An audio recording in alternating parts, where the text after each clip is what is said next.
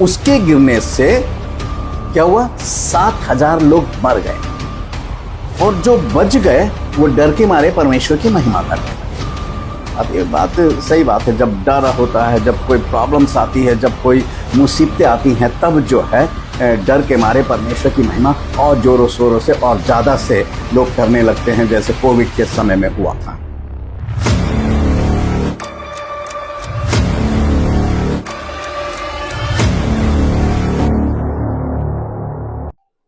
प्रभु यीशु मसीह के मधुर नाम में आप सबको जय मसीह की।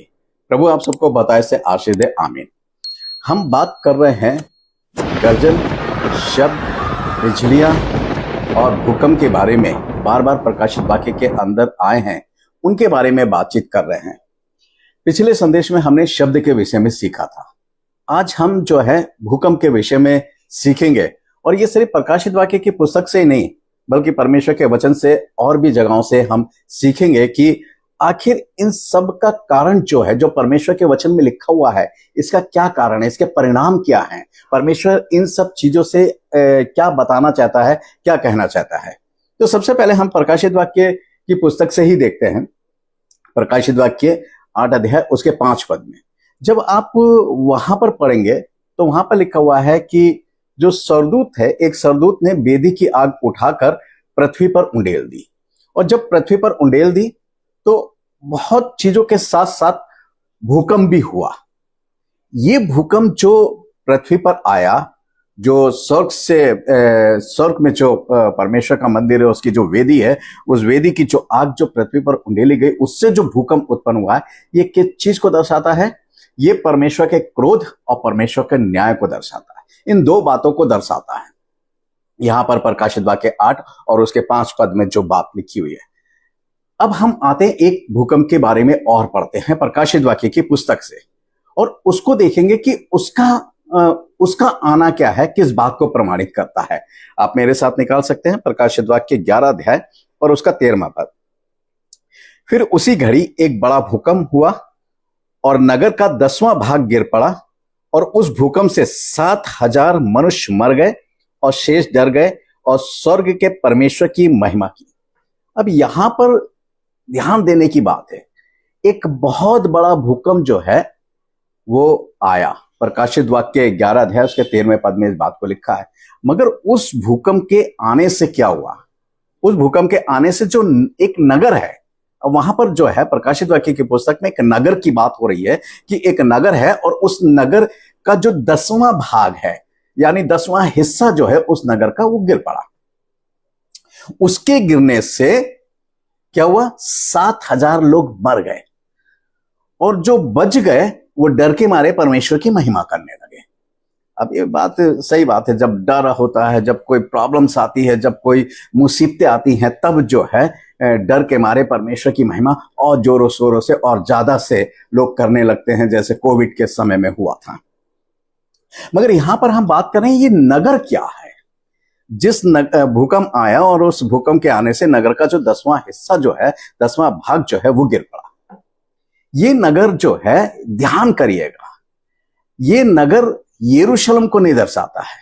ये नगर जो है वेटिकन सिटी को दर्शाता है, जो इटली में बसा हुआ है।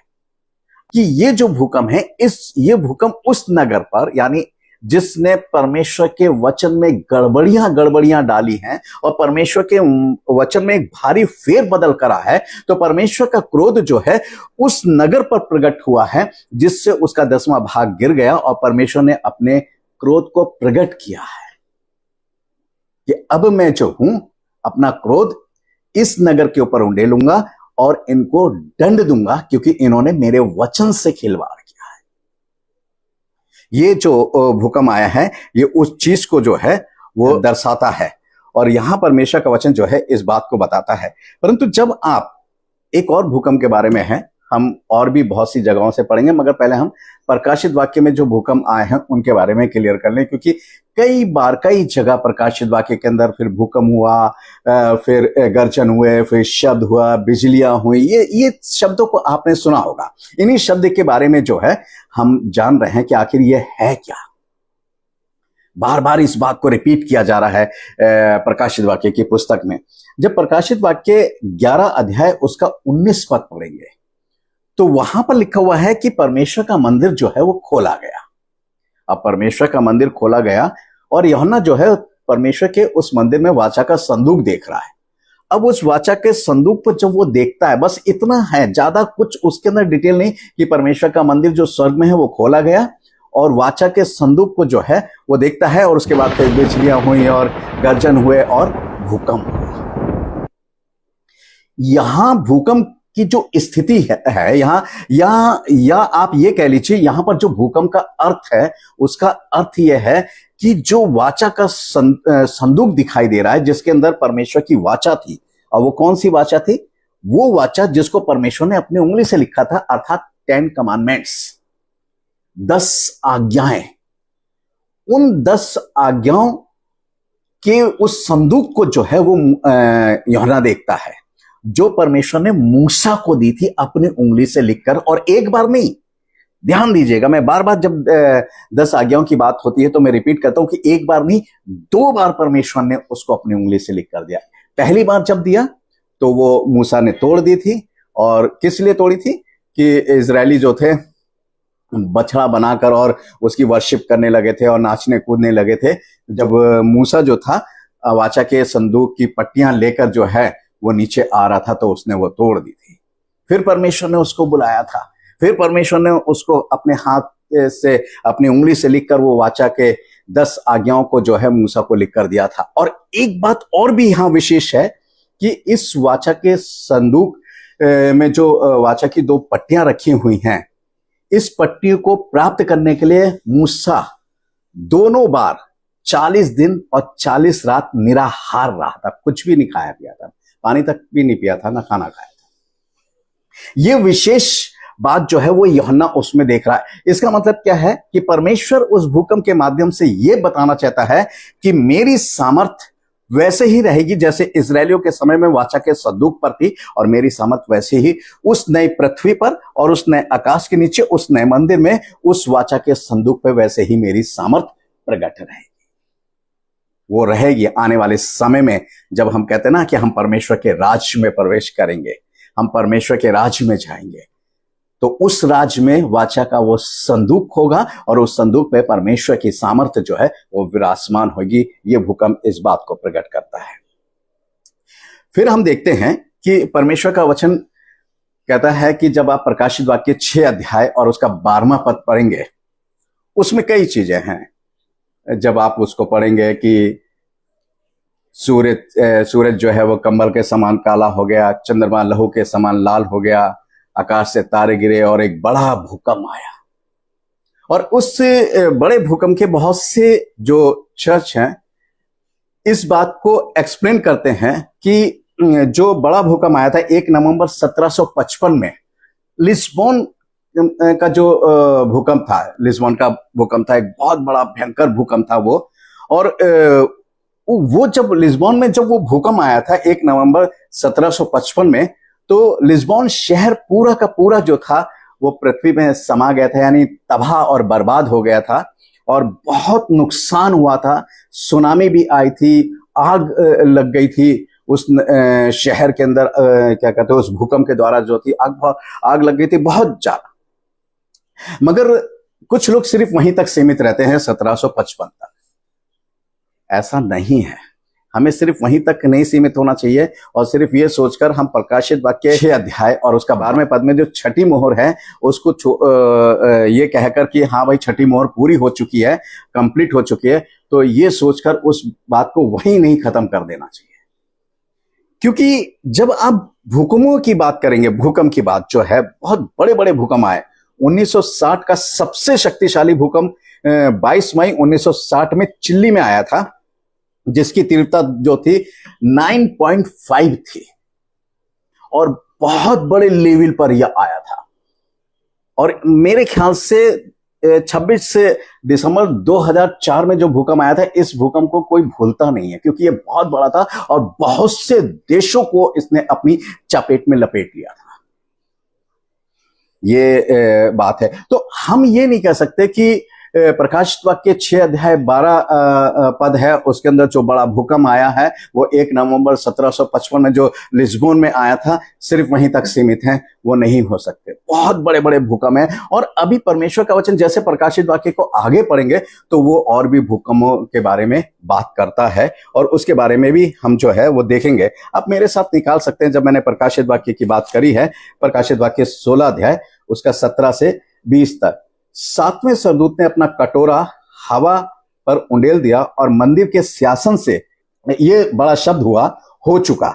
फिर बिजलियां चमकी और शब्द और गर्जन हुए, और एक ऐसा बड़ा भूकंप आया कि जब से मनुष्य की उत्पत्ति पृथ्वी पर हुई तब से ऐसा बड़ा भूकंप कभी ना आया था। इससे उस बड़े नगर के 3 टुकड़े हो गए और जाति जाति के नगर गिर पड़े, और बड़े बेबीलोन का स्मरण परमेश्वर के यहाँ हुआ कि वह अपने क्रोध की जलजलाहट की मदिरा उसे पिलाए, और हर एक टापू अपनी जगह से टल गया और पहाड़ों का पता ना चला। जी हाँ, अब यहां पर ध्यान दीजिएगा, यह है परमेश्वर का फाइनली क्रोध जो है वो चरम सीमा पर पहुंच चुका है, और परमेश्वर फाइनल जो जजमेंट करने जा रहा है वो ये जा रहा है। अब यहां ध्यान देने की बात है, सबसे बड़ी बात क्या है कि एक बहुत बड़ा भूकंप आया। अब इस बड़े भूकंप के आने से देखिए कई ऐसे भयंकर परिणाम सामने आए। सबसे पहले बात होती है उस नगर की। किस नगर की बात हुई है? इससे पहले जो हमने बात करी थी कि उस नगर का 10वां भाग जो है वो गिर पड़ा। 10वां भाग गिर पड़ा, जिससे 7,000 लोग मर गए थे, और जो शेष बच गए थे वो डर के मारे परमेश्वर की महिमा करने लगे। अब इसी नगर के उस भूकंप के द्वारा 3 टुकड़े हो गए। अब ध्यान दीजिएगा। अब आप कहोगे कि आप वेटिकन सिटी के ही बारे में बात क्यों कर रहे हैं, वही क्यों है? यहां पर बड़ा ध्यान देने की बात है जो मैं बात कर रहा हूं। और लिखा है, और बड़े बेबीलोन का स्मरण परमेश्वर के यहां हुआ कि वे अपने क्रोध की जलजलाहट की मदिरा उसे पिलाए। बेबीलोन का मतलब क्या है? अक्सर हम लोग ये सोचते हैं कि बेबीलोन शहर की या बेबीलोन देश की जो बात हो रही है वो क्या है, इराक की बात हो रही है। यहां पर इराक की बात नहीं हो रही है। बेबीलोन के मतलब को हम समझे। बेबीलोन का मतलब होता है गड़बड़ी। अब गड़बड़ी जो है, हालांकि पूरे संसार के अंदर देखें तो गड़बड़ी गड़बड़ी दिखाई देती है, मगर यहां पर जब गड़बड़ी की बात होती है तो यहां सिर्फ और सिर्फ परमेश्वर के वचन में गड़बड़ी डालने की बात है। और परमेश्वर के वचन में जो गड़बड़ी डाली गई है, परमेश्वर के वचन को जो इधर से उधर किया गया है, वो है वेटिकन सिटी यानी पोप के द्वारा, जिसने परमेश्वर की आज्ञाओं को बदल दिया, जिसने परमेश्वर के वचन को बदल दिया। और परमेश्वर का वचन कहता कुछ है और वो परमेश्वर बताते कुछ है, और यही बताते हैं कि यह परमेश्वर के वचन में लिखा है, जबकि ऐसा कहीं से कहीं तक नहीं है। और यही क्रोध जो है, जिसने परमेश्वर के वचन में मिलावट करी है, परमेश्वर का क्रोध उनके ऊपर भड़का, और फाइनली जो है पूरी संसार के अंदर जो है इन चीजों का प्रभाव जो है वो पड़ा है। और क्या पड़ा है कि हर एक टापू, इतना बड़ा भयंकर तूफान, वो भूकंप आया कि हर एक टापू अपनी जगह से हिल गया और पहाड़ों का भी पता ना चला। तो ये जो चीजें हैं, ये अंत के दिनों में ये सब होने वाला है। परमेश्वर वचन इस बात को बता रहा है कि चाहे वो अमेरिका हो, इंग्लैंड हो, जर्मन हो, जापान हो, भारत हो, कोई भी हो, हर एक देश के जो है जितने भी बड़े बड़े शहर हैं या नगर हैं, वो सब जो हैं तहस नहस होंगे, और विनाश जो है बहुत भयंकर होगा।